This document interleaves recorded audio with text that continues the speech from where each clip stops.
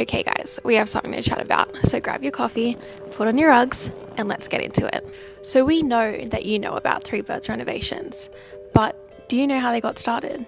Three Birds and I actually have a pretty long backstory, but I'll get into that later. Three Birds Renovations is founded by three best friends and busy mums, Bonnie, Erin, and Lana. They quit their jobs, pooled all their money together, and bought their first Three Birds renovation home.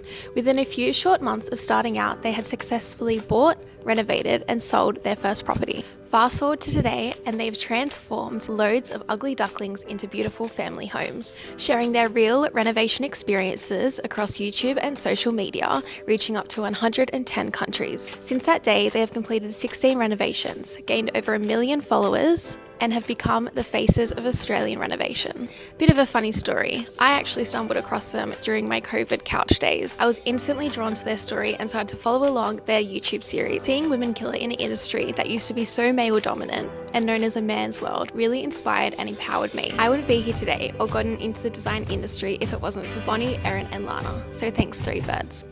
Honestly, my favorite Three Birds house would have to be House 8. Stay tuned and I'll tell you all about that renovation.